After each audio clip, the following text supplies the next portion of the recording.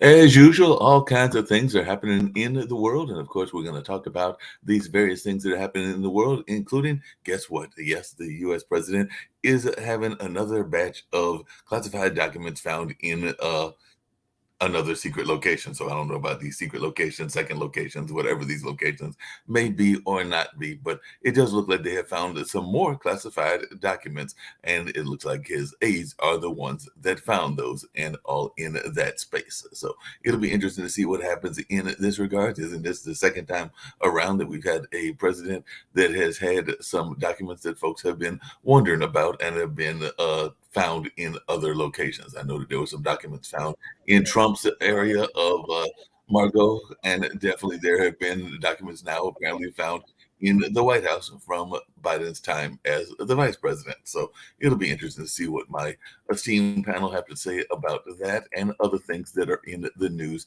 as well. So there's all kinds of things going on, and that is one of the things that I am seeing that a lot of folks are paying attention to and all in that space. So that is definitely going on in the world. And definitely there is also a New York City strike that apparently has ended after some time and all in that way. So the New York City nurses, and we do know a lot of people have a lot of respect for those that are frontline workers, but a nurses strike at two private New York City hospital systems has come to an end after 7,000 nurses spent 3 days on the picket line. The New York State Nurses Association union reached tentative deals with Mount Sinai Health Systems and Montefiore Health Systems, which operates three hospitals in the Bronx that had been struck. The nurses had been arguing that immense staffing shortages had caused widespread burnout, hindering their ability to properly care for their patients. The union said the deal will provide enforceable, safe staffing ratios for all inpatient units at Mount Sinai and Mount Fiore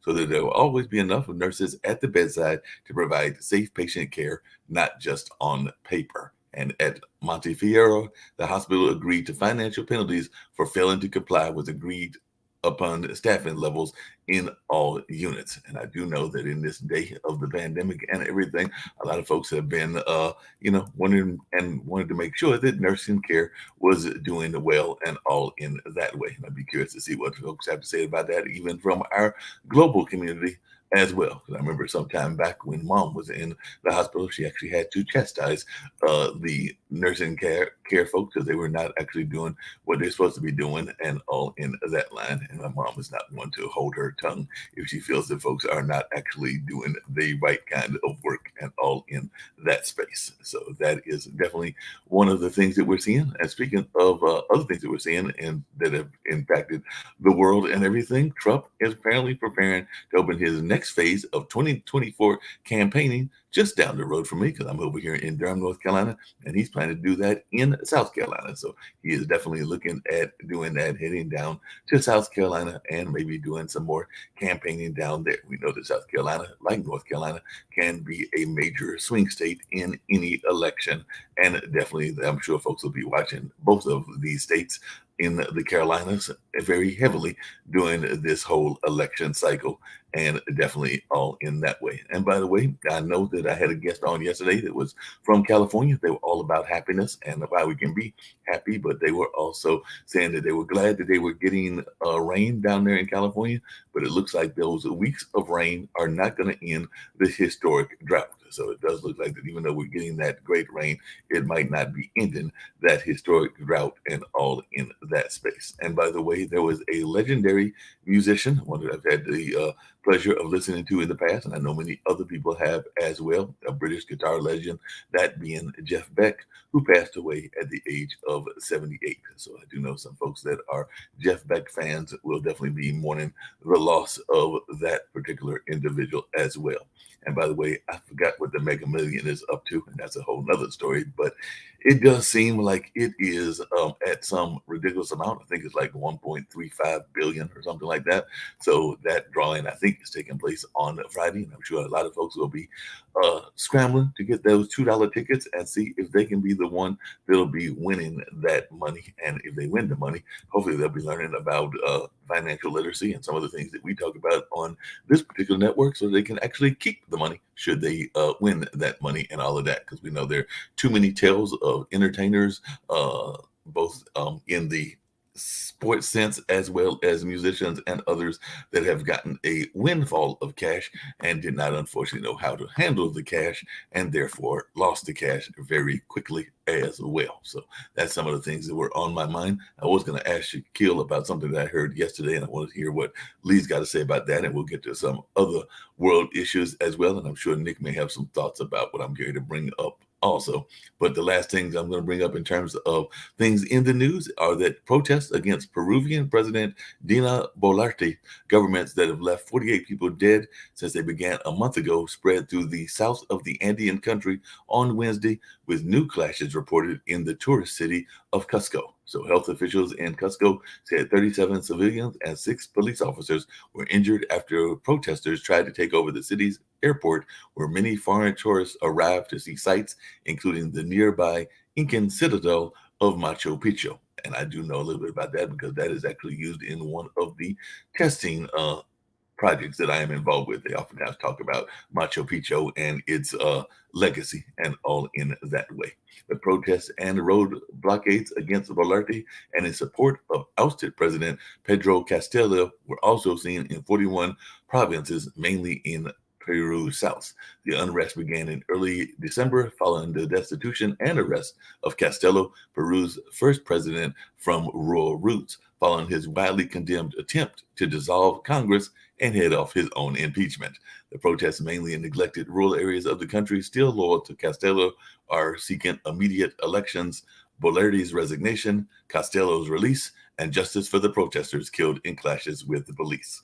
Some of the worst protest violence came on Monday when 17 people were killed in clashes with police in the city Jolaca near Lake Titicaca, and protesters later attacked and burned a police officer to death.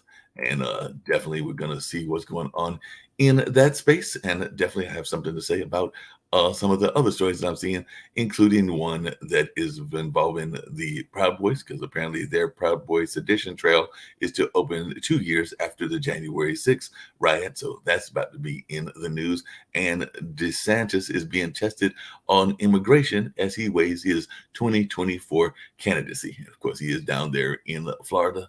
And of course, there's a large amount of immigrants and folks that migrate down to that Florida area. So it'll be interesting to see what he's got to say about immigration and how he is being tested and all in that way. But the question I was going to bring up to Shaquille, and I'm going to bring him up first, is I had mentioned it yesterday briefly in the news, and he said he had some thoughts around it and everything. This notion of the IRS, and apparently the House has passed a bill to kind of go after the IRS, slash some of that IRS funding. Who knows? Maybe they'll even get rid of the IRS at some point or another, because I know that when Dan's been here, he's railed against the FBI, the CIA, and others, and I've not exactly not been on his bandwagon in that case as well. But I was just wondering your thoughts about this notion of maybe the IRS and some of these federal agencies have expanded too much and all in that space, and it might not be a bad idea to cut some of their funding. And I'll bring in Nick Palveda as well as Lee Newton Rhodes, who we've got with us as well. Nick, of course, being one of the founders of the network, Lee being down there in the New York area where that nurses' riot was going on and everything. And of course, we've also got Sasha Starr, who will probably have some news to share with us about what's going on in Ukraine and that horrible war that Russia has launched against them. But Shaquille, what's your thoughts? Do we need to get rid of some money from the IRS? We just need to get rid of the IRS altogether. Now, as you are aware, I am going to be traveling to the United States shortly, and that means I have to renew my ESTA, my visa waiver program, thing, so I can enter the United States. So, in light of that, may I say the American government and all of its agencies are perfect in every way. They need more funding for everything that they want to do, and I can't imagine why anybody would ever dream of taking away their funding. Once I'm in the United States, I might have some other views. No, look, I will. I will say this. I think that the really significant issue with IRS funding and with other federal government funding in the United States is that there is a feeling amongst a lot of people in the United States and people that I speak to who are small business owners, not big, large business owners, not people that are multimillionaires, just mum and dad running a shop. There's a big feeling that they're being targeted. or that they're going to be targeted, and that's an issue. I've been talking to a lot of people here in Australia, a lot of my friends. Most of my friends own businesses, and I actually don't know anybody. I don't know a single small business owner in Australia who does not currently have a tax problem, does not currently have a problem with the Australian Taxation Office. Now, look, I understand our countries have had to spend a bit of extra money, significant amounts of extra money, because of COVID. Now, we can argue about whether or not they had to spend as much as they did. We can argue about whether or not the Build Back Better plan or the Infrastructure Act was reasonable or whether it was too much. We can argue about that. And I certainly have not been shy to give you my thoughts and feelings on those plans. But at the end of the day, trying to raise that revenue by having people go out there and harass and just go after and annihilate everyday business people, I don't think that's a good idea. I think that hurts people. And I think that this is why you're having in America, and that's in Australia to a lesser degree, this is why there is such a distrust of government and this feeling of, the government's against me. I think that people in government need to realize that, government is not there to rule over you, especially in the United States. Government's supposed to be a tool.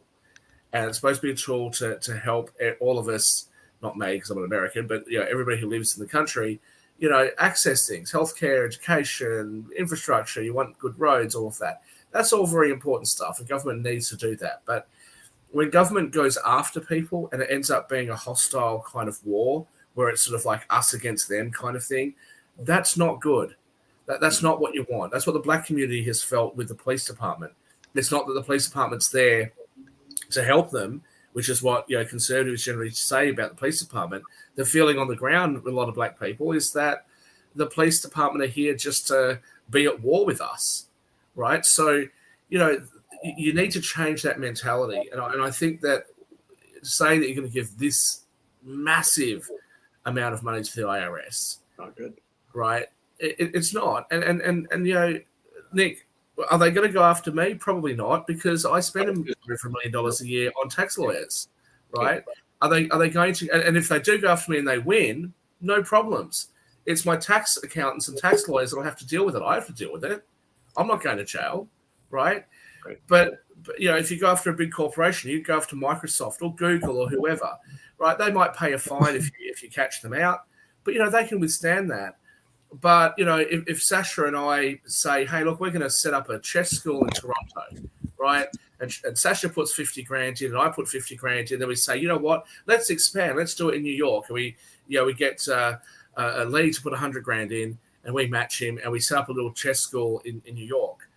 Are we the sorts of people that the tax office, forget about me, let's just say Sasha and Lee. Are they the sorts of people that you really are trying to go after? Yes. Like really? And I'll tell you why. The reason they'll go after you. Hang on. Yeah. Let's be serious. Yeah. Nick, just follow the money. I think this is what's causing there to be such dysfunction and such distrust. We've had a couple of guests that have come on in the last couple of days. They've brought up good points. Medea, she talks about sweatshops overseas. And I said, you're right, we shouldn't allow that, especially when we've got unions advocating for better rights here. What we need to be doing is maybe showing each other a little bit more compassion, a little bit more love. I think that women especially tend to do that better than us men do. I still stand by my comments that I said last night, that peace is won with violence. Peace is won by the threat of violence and bloodshed. Unfortunately, that's just the reality. But we don't need and we should not accept government that is there to be our enemy. And that's what it looks like when you've got the IRS that are going out there to harass the everyday public. That's exactly the reason. That's why I'm always so incredulous about the United States. That's the reason that you guys wanted to leave the UK, because you felt that there was swarms of people out there to harass the people of America. So Americans said, we've had enough of this shit, right? We've had enough of taxation without representation. We've had enough of you harassing us like this. We want our independence. And now instead of bowing to the royal family, you got 350 million Americans that want to curtsy to Washington. I have absolutely no my dear. Hey, good morning, everybody. I just chimed in today. It's I got hit with a really serious attack on my technology, so I'm pretty much lost all my data for the past 12 years. So I'm having to take a few days off to recover everything. So I apologize. I'm not. You didn't actually answer my question yesterday, by the way. Do you believe that this technology hack, Steve, is just something that happened, or is it perhaps a Republican conspiracy? Have you got some stuff, some Democratic secrets on your hard drives that we should know about? Yeah, yes, confidential information. So tomorrow, Friday might be. We are having. First of all, I want to welcome everybody to the show. Just want to remind everyone that Monday is MLK Day, and we're going to do a theme of MLK coming into the weekend. I may be out on Friday, so we'll run the MLK special on Monday, which is also the MLK Day of Service, and I'll work with Mark Lee to try to bring in a guest. But with that being said, I just wanted to come in and say hi to everybody. The main thing is the tax documents finding in Biden's office. That's the main thing. Condoleezza Rice has written a really good piece I would really recommend for Sasha and all of us to read on Ukraine. I sent it posted. Yeah, Steve, where was it posted? Today's Washington Post. If you just go to Washington Post. Steve, sorry. I just want to clarify. You said tax documents. I haven't read that, but I did read that the White House classified. I'm sorry. So what's going on here? Does this not look like partisanship here? The White House is going to say absolutely nothing about these documents, but yet they're going after Donald Trump with perceived. With their allegation that he had classified documents at Mar-a-Lago. It's the failure of the National Archives in handling classified material.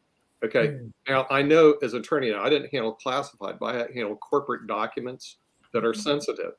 We don't let them out of our sight. If you're an attorney and you want to go discover and review our documents, you come to our office, you sit there, you review the documents, they don't go out of our sight, and then you get out of our bloody office.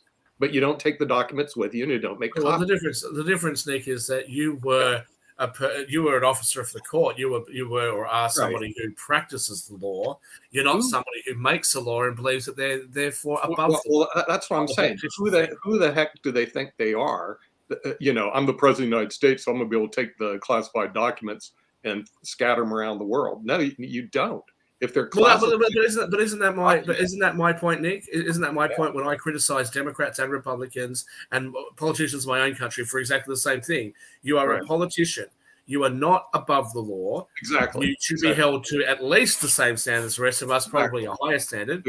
Exactly. In other words, the National Archives, the attorneys for the National Archives, if they have any there, would, in other words, if I was working for the National Archives as an attorney and you're the president of the United States, you want to see the documents? Yeah, you come to my office, you can sit and look at the documents, especially if they're really classified, sensitive documents, and then you can leave. Oh, I want to take them to my house. No, you don't. Okay? I mean, Nick, the real problem is that some of the people that work for our government have no chutzpah at all. And they go, oh, Nick, but he's the president, so I'm just going to turn around and give him the documents. I'll rephrase it from some of the people to almost everybody. Nick, in your case, though, all the documents don't get into the archives until they're done working with them. They're in the workplace while they're being created. Am I correct? Well, the thing is, the real question is the sensitivity and who has care, custody, and control of those documents. Lee, if they were my documents under my care, custody, and control, and you're the president of the world, okay, you don't get the documents to take home and make copies. You can come to my. No, I agree with you. But they don't get to the archives necessarily immediately upon creation. I'm not really sure how they got there, and this is what I'm saying. But that we have some really poor, what they call control. In other words, organizational control of our documents. 100%. Those are written documents. Lee, think about the sensitivity. Most documents are stored electronically. Our national security system has got to be really poor. Okay, we can thank Hillary about that, storing them electronically. What really bothers me isn't this. This is like a tip of an iceberg. We could have a lot of sensitive documents that are electronically stored that are in other people's hands. Putin could have the whole game plan of the United States dealing with the Ukraine crisis in his little thumb drive because some idiot at the National Archives puts it on an electronic file that somebody can easily transport. I'm just telling you from our standpoint, it is when we handle sensitive information in our firm all the time. we just don't let it out of our sight like that. I mean, and then when I see the National Archives having written classified documents scattered all over God's creation, you know, it tells me that the operational control of the National Archives is really extremely poor. Well, we know that the operational controls of a lot of things are out of control, but I do have a Nick, in all fairness, though, that not only that what you're saying is true, but those people who have the documents are not abiding by whatever rules and regulations are in place for caretaking. Yeah, no, they're right. not abiding by a lot of rules. We're not vetting our employees properly, maybe. Well, Yeah, that's actually one of the, and Lee, since you're a CPA, you understand, you know, control. I mean, you know, when it comes to No, I understand that. type of stuff, and I'm just going like, wow, we've really got. I think what we saw isn't Trump and Biden. We saw a tip of a potential major security breach in the United States dealing with classified information in general, and we don't know what systems and controls they actually have over it right now because there is no discussion on this whatsoever. They're too busy investigating Trump, and they're too busy looking at Hunter Biden to actually look at themselves and see the systems and operations and operational control that they have over their own sensitive information. So this is a really poor grade from our National Security Administration. And also, I'd like to see what Chris. Hold on a second, Nick. Hold on a second, because I was going to get back to one of the other stories that I brought up. I actually got a couple things I'm going to bring up, but one of the things that we've seen is, because I think we saw it to some degree in Canada with the truckers, we definitely now seen it with the nurses and everything. But people are complaining that, you know, there's been a shortage of work because people have left their work because of the burnout, because of what happened with the pandemic and everything else. So then or they were fired. And then they go and do a strike, and then they get some demands. So my question is are we going to see more of this taking place, not just where you are, Lee, in New York, because that's what happened. They were complaining about the staffing shortage that caused that widespread burnout, and all in that space we saw to some degree. I think the truckers were complaining, and that's what happened in Canada and everything. So are we going to just see more strikes taking place around the country as a lot of companies are shrinking and a lot of people are being thrust with a lot more job responsibilities than they've had before? I don't know. It's pretty hard to predict, Mark. But see, one problem that we have also in our educational system, remember, medical in the United States is 20% of our GDP, or approximately. Mm-hmm. That's huge. You have to imagine you earn $1.20 goes into our medical situation. In other words, you pay for medical information. One way to bring the cost down, which Shaquille would probably agree with me on this thing, is to increase the supply of adequate people that are in the medical profession. However, it's not being done in the United States. And I know because my grandkids are not taking biology, chemistry. They're not taking things that are, you know, anatomy, and they could offer this at the elementary school. Nick, and those that are, we fire them when they don't get the shot. It doesn't make a difference. Yeah, Lee. Yeah, and those that do, and they are in the workplace, we fire them when they don't want the shot that they think is harmful or useless. Yeah, but the thing is, what we need to do is have a support at the elementary education level on healthcare.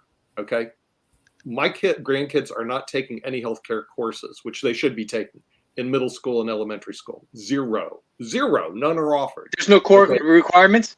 It should be core requirements. Absolutely, it should be. All these STEM courses should be required. 20% of our GDP, so 20% of the classes you take should be biology, anatomy, basic medical procedures, emergency medical procedures. All this could be offered at the elementary school level. Sasha knows that because chess players got in and did that.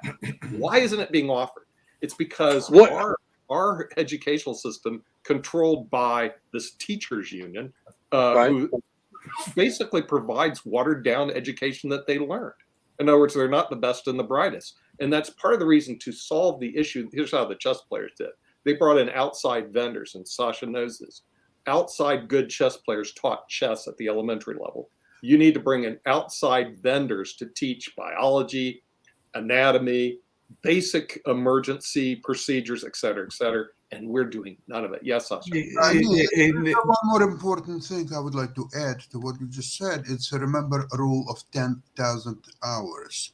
So when you are so early immersed into any activity, whether it's chess, music, or biology or anything, the more you immersed into it and you deal with it and you learn about it, first of all, there is a great chance that you will love it and it will become your occupation later on in life. And second of all, you will be so good at practicing this and learning about it. So when you will become professional, Right. you will be on a certain Yeah. level. Yeah, Which- exactly. My mom was. Let me just say something quickly here.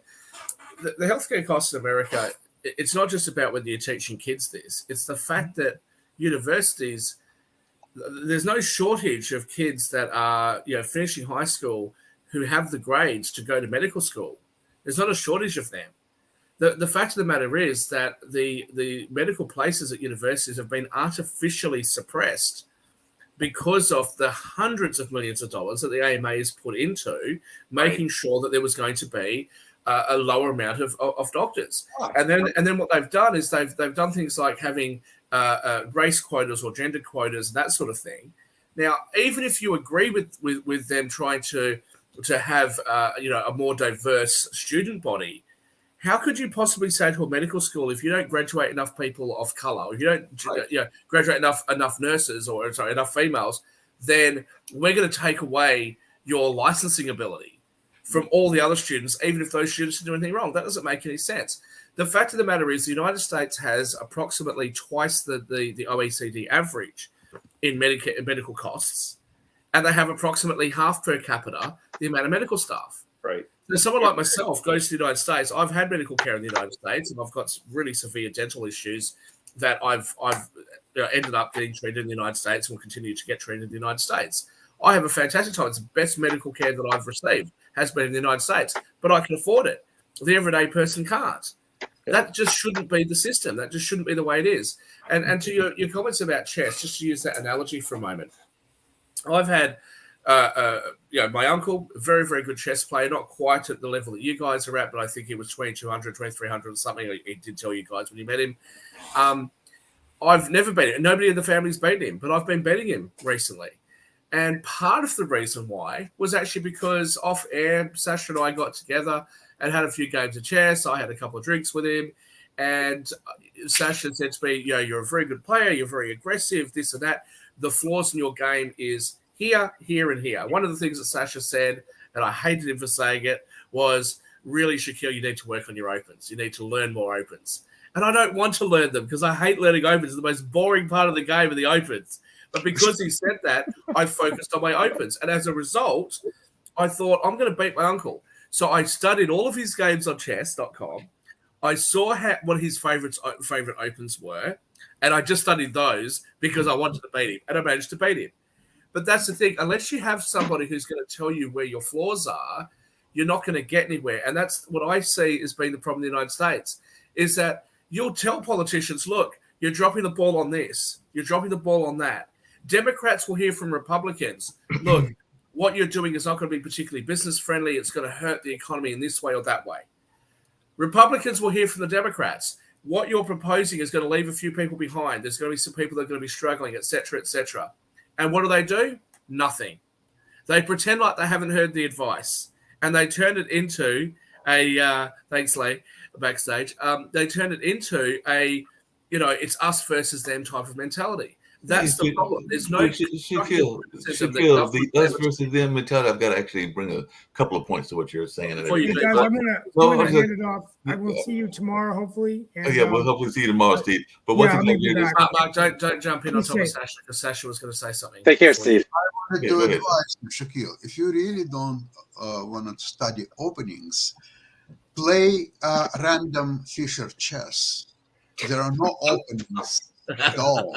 It starts from some obscure, weird-looking positions, and it goes into its own way. Now, interesting thing is that in the middle game, all positions gravitate to a normal chess position. So I looked at all the top players in the world, like Carlsen and others, are playing Fisher random chess.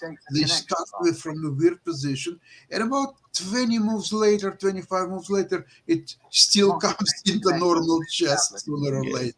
That's really interesting. I think Sasha, what's been great for you is after we played, it's been a while. We haven't been in a game for it's got to be at least a year.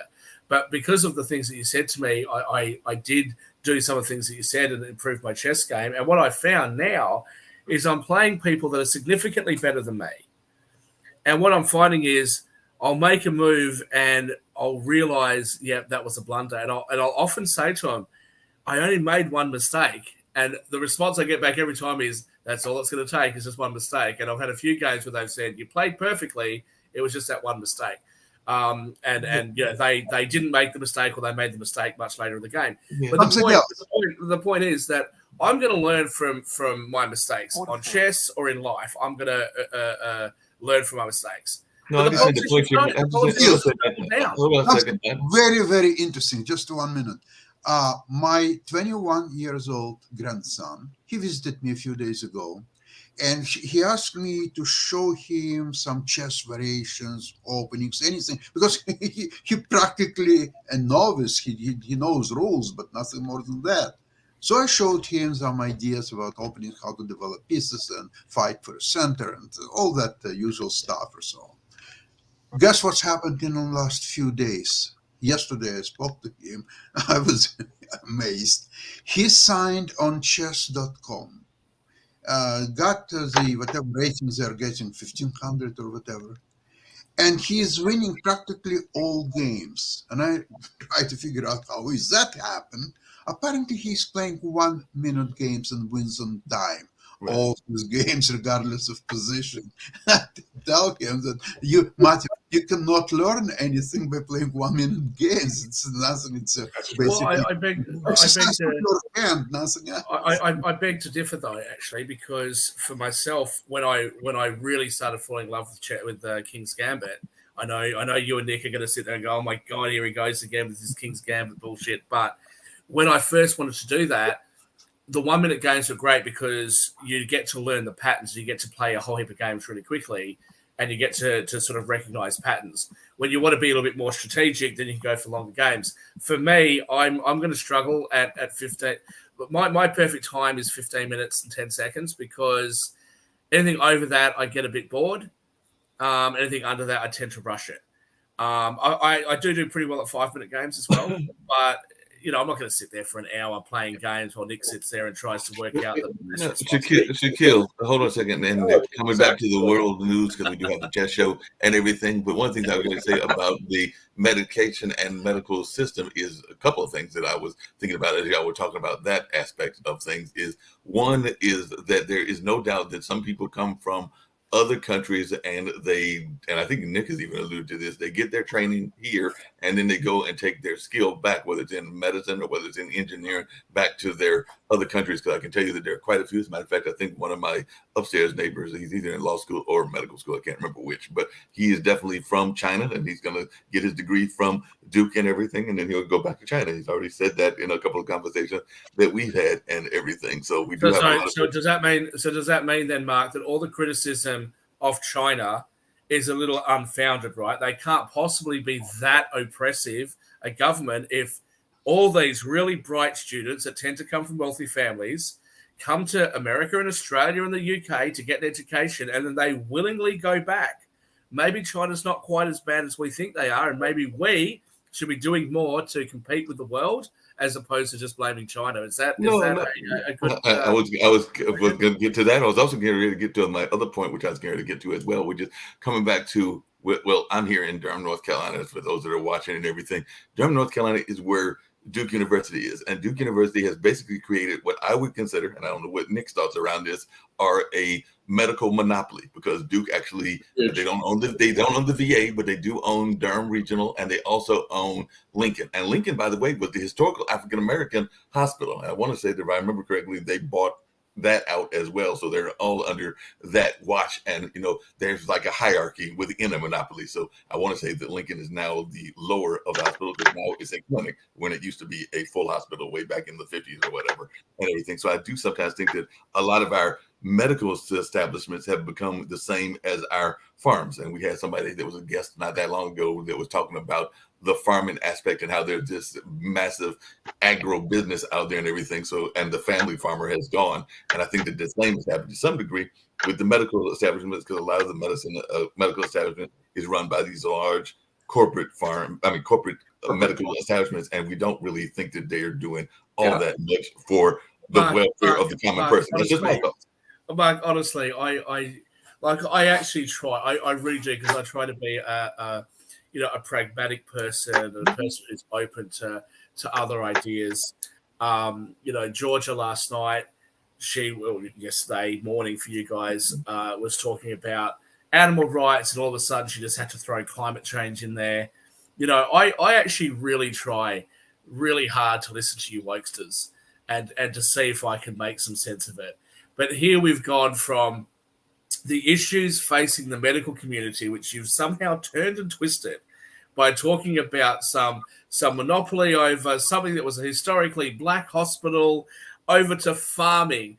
And basically, so far, it's like the violence. No, Shaquille, you weren't following my conversation.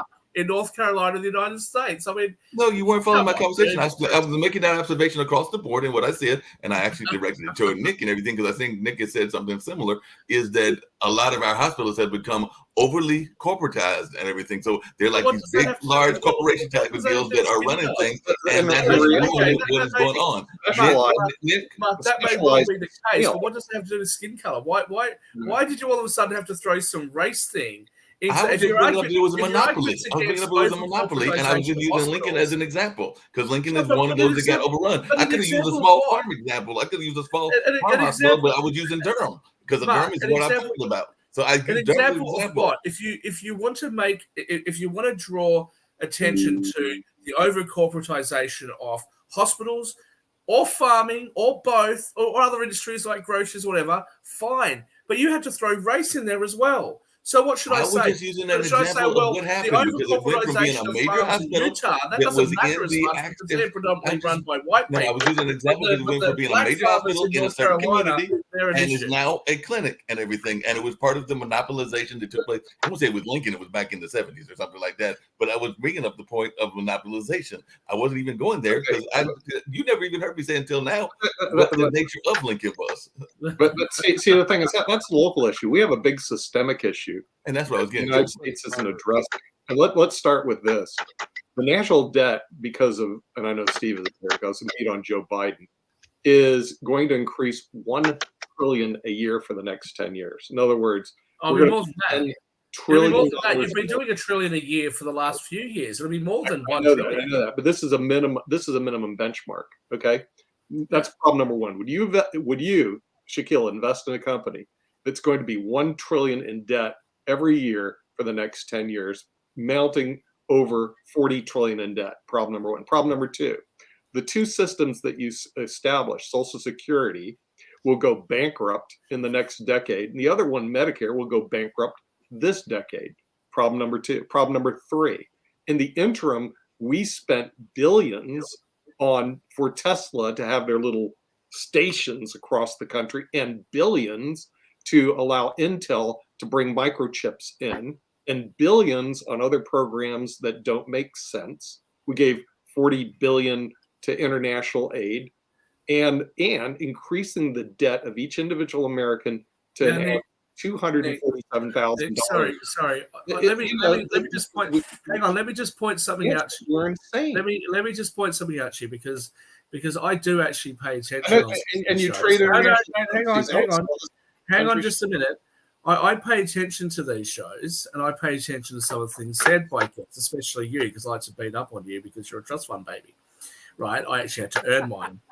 And I happen to recall when I criticized all of this, and you said, being the great Democrat that you are, right, the former Republican, you said, well, we can't have all these Americans driving their big trucks. They need to drive electric vehicles, right? You said it doesn't matter about rising grocery prices. They should just use trains, etc.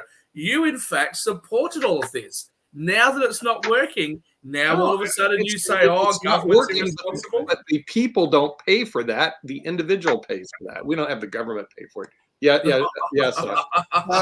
I would like to ask you a question. Have you heard about the two ballot syndrome? No, what's the new ballot syndrome? Okay, this is all about, let's see, if you have a patient he was driven to your hospital, and he has one wound in his brain and another one in his heart. So even if you could save and somehow fix the brain damage, right? He'll die from the heart anyway. Or vice versa, even if you will be able to repair his heart and fix it, he'll die from the brain anyway. So if United States has so many problems, all these hidden liabilities and the Medicare going out of business and all this stuff, why to worry about fixing one problem if another one is deadly? Or you'll fix the second problem, the third one will kill you anyway. Why to worry about it? Because, Sasha, the problems are fixable. In other words, it's not like this is impossible to Maybe fix. one of those could be. All of them will not be fixable, because if we are talking about hundreds of trillions of dollars of hidden liabilities or unfunded liabilities, you can call it any time. So how is this 1 trillion give or take here and there will help it? It's all fixable. It's like saying I've got a gun laying down there, I'm going to shoot myself in the head. And that's not going to be fixable. I've got a gun laying there, and let's just push the gun aside. Look, all these problems are fixable if you're willing to fix them and willing to Nick, some of them. Is the current crop of politicians willing to fix them? Yeah, if you're willing to fix them. Let's start with Social Security. Hold on a second. Now, people aren't going to like to hear what we need to do to fix Social Security. One thing we need to do to fix Social Security, of course, is to lift the cap, because rich people don't pay into Social Security. All poor people don't know that. Because Nick, how is that going to help when you have people taking the money and using it for other purposes? Wasn't it set up as self-funded? It's got to go back into the Social Security Trust Fund, Lee. Okay, number one, lift the cap. Number two, increase the age of retirement. Again, I don't want to do that, but you increase the retirement age. By the way, they're already doing that in the area I work in, pensions. The new required minimum distribution age is age 75. We allow people to take Social Security at age 62. You got to push it back. Okay, just doing two things like that can make the Social Security system solvent. Medicare. Again, with Medicare, it's 2.9%. It's way too low. You're going to have to increase the rate of funds that go to Medicare, and you're going to have to cut the benefits. There's too much stuff, and I know now I'm on Medicare. How they work. The reason, and Mark's there. The reason Duke's so rich is they basically milk me for every possible health thing that they can bill Medicare on. I mean, and you've got to cut that stuff out. The expenses are insane in what they do, and some of it, it's the end of life care. Just before somebody dies, they rack up 100,000 or 300,000 in Medicare bills. So you're going to have to cut the benefits, maybe do an 80-20 on the Medicare and increase the Medicare tax. Notice none of the things you have to do are popular. The other thing you've got to get rid of this crazy Democrat government spending. And I'm a Democrat. They gave $40 billion to Africa. Africa doesn't need the 40 billion. We need the 40 billion. No, we need some more money. That's for sure. But my question to everybody here is, hold on a second. My question us to feel good. Okay? My question to everybody, including you, Dan. $75 billion to Tesla so they can build all these stations. We don't need that. If Tesla wants to build the stations, they can pay for it. We gave almost $100 billion to Intel and all these crazy semiconductors.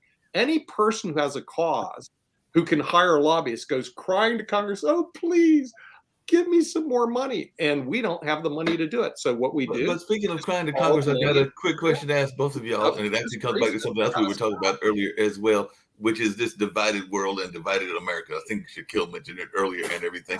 But it's not just us that's divided, because I mentioned earlier Peru, and Peru seems very divided because they've got their little thing going on between one side of the politics and the other. We've seen that in Brazil. We've seen that in other parts like Australia. So we not need to care about the divisions going on in other parts of the world as well, because it seems like it's not just a divided America, it's a divided world. But there was no red state and blue state. You want to try and compare yourself to Peru? You want to compare yourself to Peru? Seriously? You sit there in the United States, right, with the enormous luxury that Western society provides, right? Same as people in Australia that whinge about Australia, right?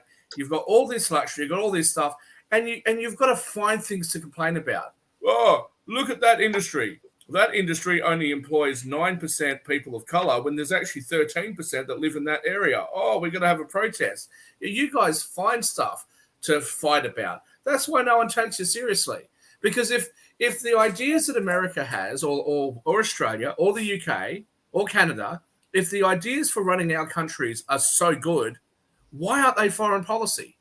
Why don't we go to the poor nations of Africa? There's 54 countries there, 1.3 billion people that live there, and say, look, guys, you're doing things wrong. What you need to have is more bureaucracy. What you need to have is less healthcare. What you need to have is 75,000 pages of tax code so that nobody knows whether they're coming or going. Well, why is it the policies that we impose on our own citizens in our countries, that we accept from our governments, why isn't that foreign policy if it's such a good idea? The answer is it's not. And so anybody who wants to try and tell me that, well, our country's divided, but so is, Equatorial Guinea, who cares? Equatorial Guinea is going through something different. That's what we're going through here. You've got places in Africa where different tribes are killing each other, right? You've got warlords and dictators all over the place, and you're trying to compare that to the United States because Donald Trump said, I don't think the election should be certified because I think it was fraudulent. Or people or conservatives that sit there and say, Biden can't string a sentence together, so therefore he should be removed. And this isn't division. This is just bullshit, is what it is. There's a lot of stupidity, and I would not argue that. But Lee actually brought up a very good point. Don't share the concerns that Americans have. The red and blue states. Lee actually brought up a good point. In the media, it doesn't exist. There is no red and blue state. That's garbage. It was actually created by CNN and the media. The divisions in the United States are created by our media. They're the ones who want to divide it because then they get more people watching their stupid television shows. Yeah, okay? You're right. I'm a Democrat. What's his name? Dan's a Republican. There's a lot of stuff that we agree on, probably more that we agree on. But that's exactly the point that I was making to our guests last night. The whole thing of divide is garbage. But that's exactly the point that I was making to our guest last night, Medea, right? So I may not, like you, Dan, I may not think that she necessarily achieved a lot by doing things that she did, but she's obviously a very passionate person. Look, she's put herself in harm's way. She went to the Middle East and got herself arrested and all sorts of things, advocating for things she advocated for. Yeah. But she also heckled Donald Trump, but she also heckled Obama, right? Yes. So she's been pretty consistent with her views, what she advocates for. Equal opportunity. And if you look at a lot of the things, not everything, but if you look at a lot of things that she said, one of the things that she complains about is sweatshops, right? Like I mentioned earlier in the show. That is a reasonable thing to want to be an advocate against. Absolutely reasonable for her to do that. Now, presumably, most people, I think most of the panelists, thought that her and I weren't going to get along, and maybe she did or maybe she didn't like me. I don't know.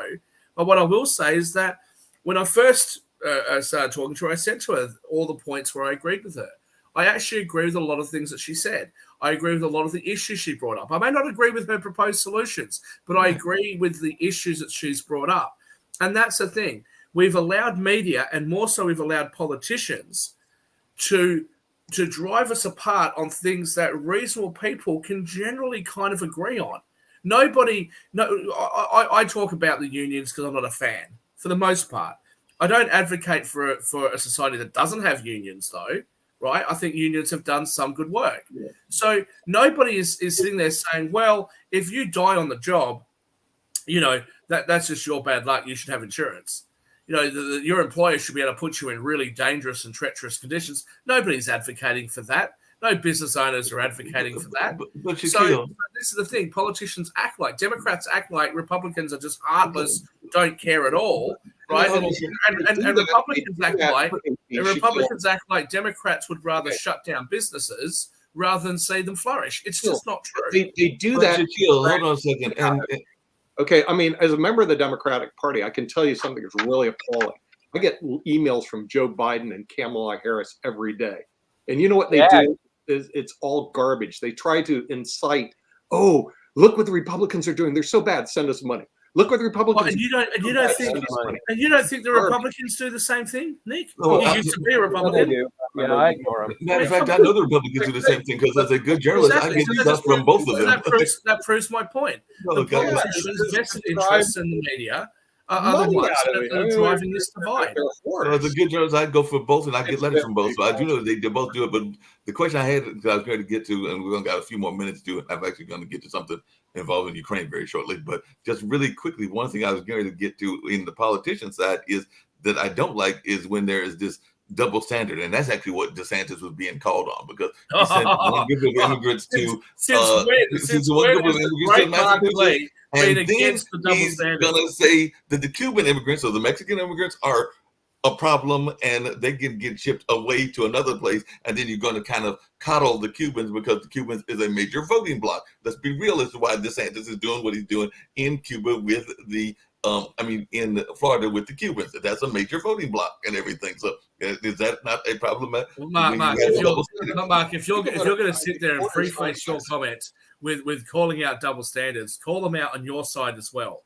You don't think that the Democrats that are currently in control of government sat down there, did a calculation and worked out what immigrants they could allow across the southern border and how they were likely to vote?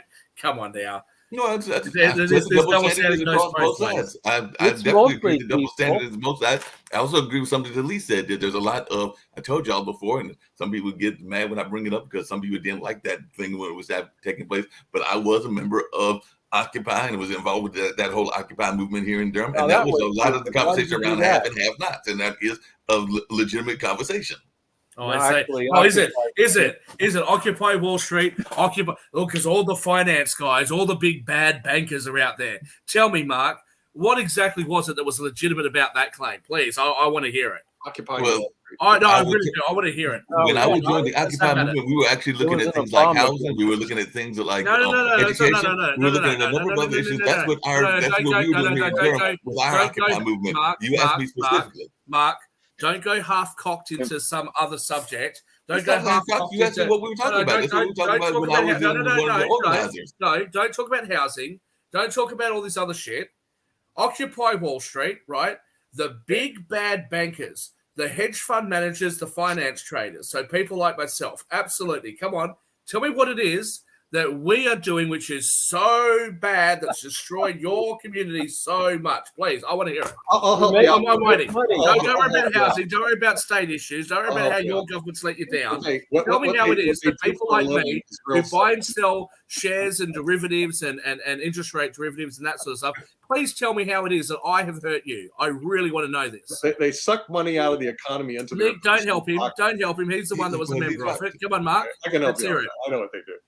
I know, like I said, I'm not going to this particular argument. We got like 7 minutes to go with everything. I'll give you 3 minutes. I'll give you 3 minutes. I won't say a word.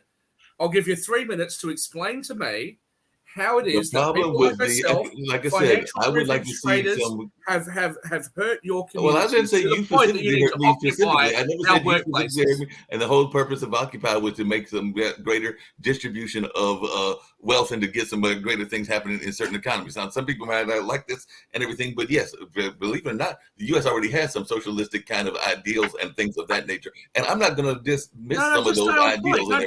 Just stay on point. We're not talking about redistribution of wealth because it's not only the bankers and finance traders that are wealthy. So we're not talking about that. Let's just stay on point. What is it specifically? What is it specifically that finance traders, we weren't just talking about the bankers, we weren't talking about just the hedge funds. We were talking about a lot of folks that had distribution across the board. They were in that wealthy thing. We were not targeting your group specifically and everything. Occupy Wall Street wasn't targeting Shaquille. Since you're talking about property, Occupy Wall Street, what's now happening is that there is an occupation of Ukraine, and Russians want to do something what they believe is wrong. They believe they can do it right by occupying Ukraine. So, Mark, you can rely on that whatever all these Wall Streets are doing wrong, and so you have to occupy in order to do it right. But what exactly they're doing wrong, and what exactly you want to do it as right thing to. So therefore, occupation would be justified, and you would explain properly. Okay, we decided to occupy Wall Street to do 1, 2, 3, 4, 5. Yeah. maybe Yeah, six. but what was They were that's the thing. fireballing. What was Most the of point? Occupy Wall Street Well, was I- very similar to the This was sit-in. just It more was of to the make same. to bring attention to This was just different more of the issues and to same. have conversations around those Left-wing, issues. Reparations. That's left-wing what the whole bullshit. conversation was around and everything. Yeah, And I but have it's- some of my friends on that were more involved than I was, Mark, and you can Mark, have a this deeper was- conversation with them about Mark, things. The this reason was- I got this was involved was more because of I the wanted to same. deal with some issues that were going on in my community. And when I say my Absolutely. community, I don't mean just the African American community. I'm talking about the community of Durham and a Well, number of other things, well, including that's around right. housing, Yeah, including around Mark, education, okay to including around a number of other things. That's why I got Okay. involved. That's why my Mark, dad got involved. Mark, That's why a that's number of us fine. got involved in everything. Okay, So Mark, that's why I that's got fine. involved. Mark, And What we got that's to why do I add got is Mark, involved. that's fine. right? Let me respond to you. Let me respond to you, Mark. Just That's about. absolutely fine. So you've got these issues: healthcare, education, housing, etc. You know, like the normal issues. But what you decided to do with the Occupy movement was to blame those issues on people that worked in finance and banking.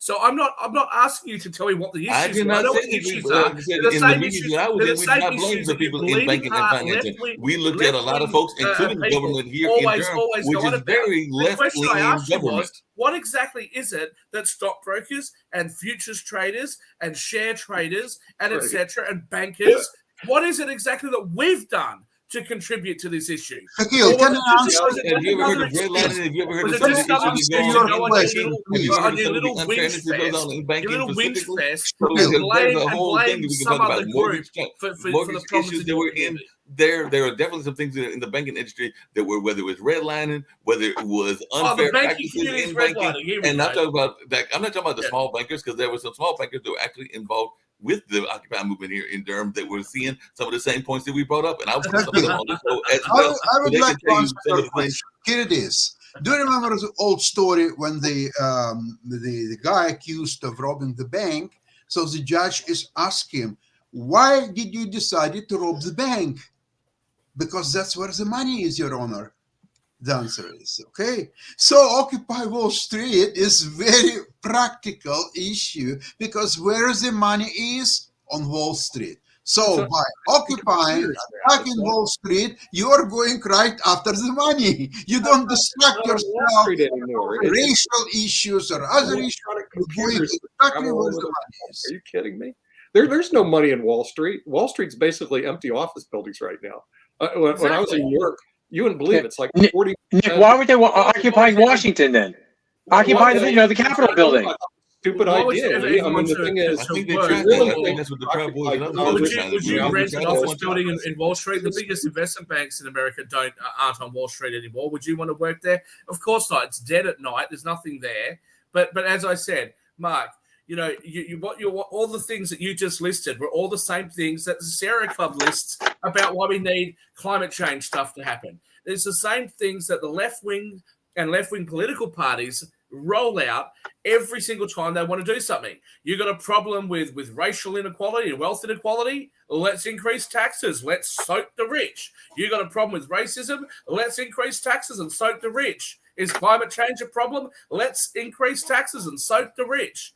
Is there a problem with housing? That's not a fair statement at all. Like I So said, what you've I'm done gonna is you bring- have this I'm gonna Occupy bring some of our movement that's past gone letters, and like I after said, Occupy hardworking was like people, 6-7 years ago before the hardworking pandemic, people and I'll who bring have some of the been- letters, and there who was have nothing in studied there how to about manage risk, less who necessarily have social studied direction. how I'll to definitely bring Lamont trade the on, markets. who, like I said, I have a friend that ran Mark, let me in the Socialist Party Mark, and all in Mark, that space. Mark, let me Like I finish. said, Mark, let me finish. Shaquille, What you've done. Shaquille. What you've done. No, let me finish. Let me finish before you do. You'll get the last sayings. We're winding down. What you've done is you've gone after hardworking people who have studied finance, who have studied economics, that have studied how to manage money, who have studied how to manage risk. You've gone after them, and you've made them the scapegoat for the issues, just like you have to other people. Would you prefer that you don't have pension fund managers and hedge fund managers around in the world? Who do you think runs the pension funds that people rely on when they retire? Now, I'm not saying that the industry is always great. They're often not. But these are people. Shaquille, they're easy targets. Studied these industries. First off, you're painting the picture that's totally exactly wrong. why Mark. Shaquille, first off, you're Mark painting the is picture French totally went wrong, after because I'm also a people big like me. supporter of Black Wall Street, and Black Wall Street was actually founded by people in the banking industry and Oh, the I see. insurance industry. I see. So I don't knock So hang that on, at all. so- But no, go okay, study okay. the history Okay, of Black so Wall now Street, that and you you will wanna- see that North no, Carolina now that Mutual, you wanna which was a change- major part of Mark, that, was Mark, definitely Mark, part of now that you wanna the change it onto- financial system Mark, and everything. So Mark, don't so even now go that there you with me and wanna- everything, when it's actually now been that you part of wanna our change the history, subject- that it is very much important. Now, if there's problems in the industry, then yes, I'm going to go after them and everything. And that's well, where, okay, that's what Mark. I was doing with Occupy. I Okay, can't speak Mark. for other people that Mark. were in there, Mark. but I know why Mark. I was involved, and that was because Mark. there are things that were unfair in the industry, and that's what I was going after. But I also Okay. acknowledge the fact that banking is an important part of the Black Wall Street movement and everything, No, and you've been said a that. very Let me important respond. part of the Okay, history, you've whether said that it. was Let in me Tulsa, respond. whether that was in You've said Durham, it. Let me whether that was in respond. New York City. And I've said that live on air. I've said that at other You've places said it. as well. Can I respond? I've said that in public spaces where I've spoken. So I've actually spoken in support of people in the banking industry, including damn you, Shaquille, and everything. So let's still go there and everything with me and everything. And you just got me to go off again, and I wasn't trying to do that today. Okay, But good. you love Now doing that and you said, everything. let me respond before you end the show. Let me respond. So, firstly, okay, now that you've turned it into a race issue, I never turned it into a No, race yes, issue. you did. Let me just respond to you. The fact that you support Black Wall Street has nothing to do with the Occupy movement. What am I supposed to conclude from that? That let's occupy Wall Street except for the people that are black? That's ridiculous. Secondly, you don't need to stand up for me. I can stand up for myself. Anybody that wants to tell me that I somehow, because I've studied finance and have been able to build wealth for myself and my family by learning how the financial markets work, am somehow inflicting some grave wound on people in a country I don't live in, okay, are going to have a hard time. So I don't need you or anybody else to stand up for me. Thank you very much if you have done that, but I don't need it. Okay. Well, that's your opinion. There are others that are glad that I'm standing up for them. There are others, including folks from other parts of the world. Secondly, Well, you Mark, got to finish when we wrap up the show and everything.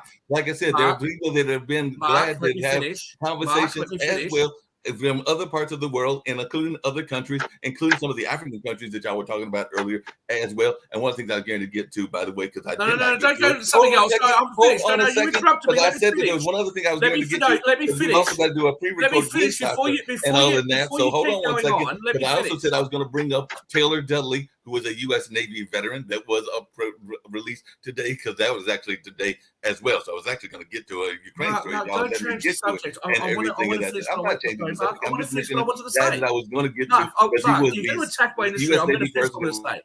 I've muted you because I want to finish what I want to say, okay? And at least let me do that before you go on to something else.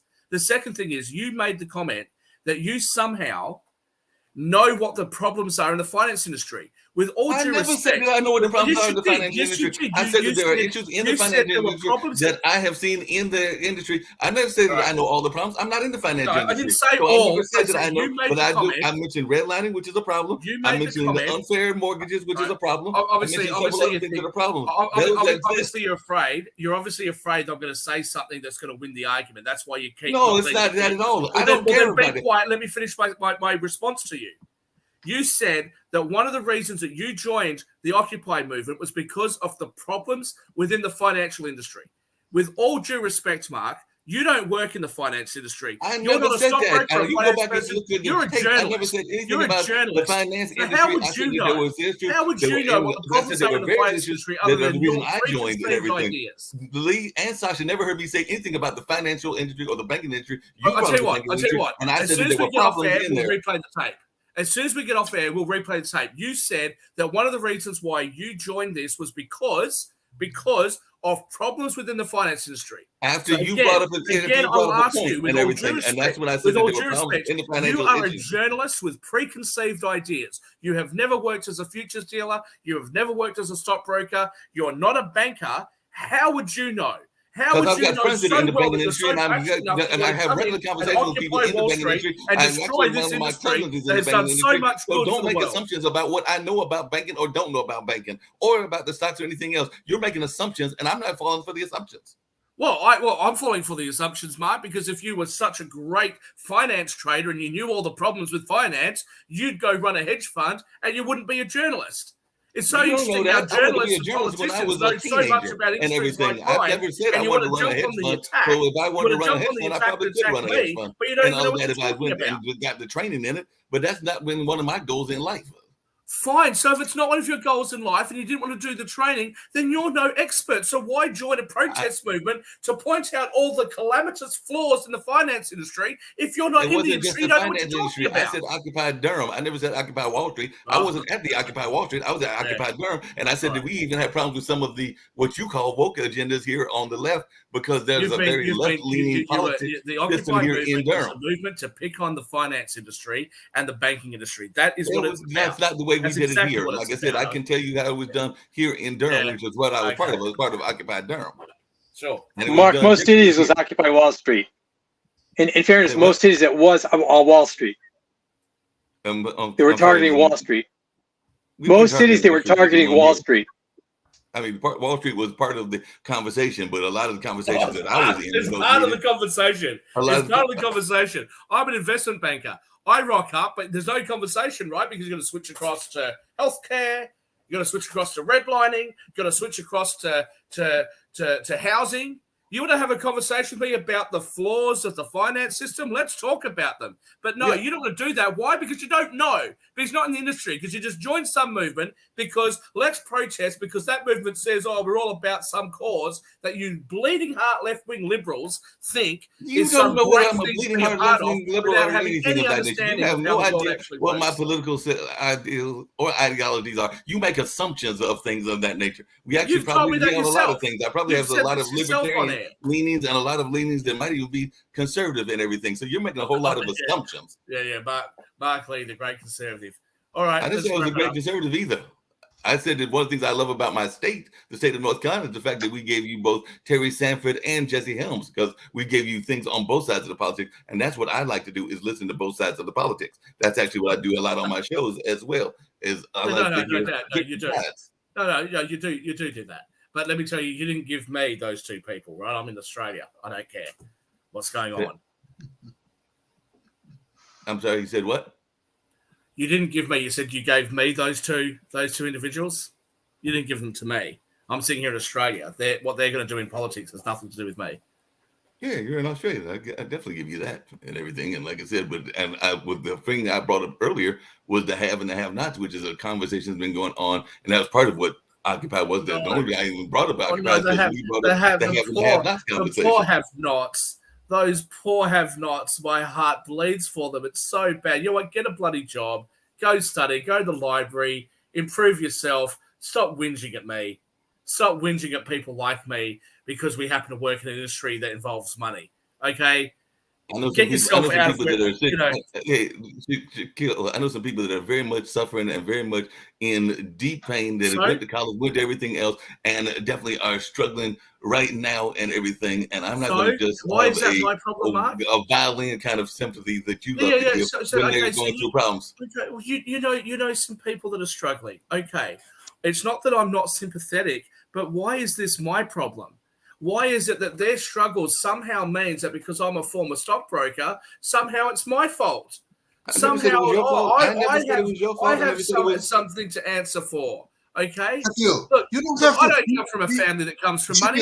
You don't have to take from nothing, Mark. You guys do the bloody same and stop whinging at me. Shakil, you don't need to take responsibilities for struggling people. There are a lot of struggling people all over the world and nothing can help them. What you should go, follow yesterday's ladies to love animals, love elephants, help the poor creatures. That's a win-win situation. Okay, those struggling people, they will take care of themselves one way or another, or they will die sooner or later anyway. So who cares if they will be living 25 years or 30 years or 50 years? They will die sooner or later. But animals, the elephants, we must go and help them. Okay, with that, Mark, please close the program because we have to do something about Ukraine. Yes, get on to the Ukraine show. Okay. See you guys tomorrow. See you. Love the energy. Yeah, the energy was fun. We're going to get on out of here. I've actually got to get ready to do Win Show as well, and also that pre-record that we were talking about earlier. But getting ready to get on out of here. So right now it's time for Win Charles Show around the disability community and all in that space. So I'm sure she'll have some great thoughts, and we're going to start that right about now. So let's get ready to get on out of here.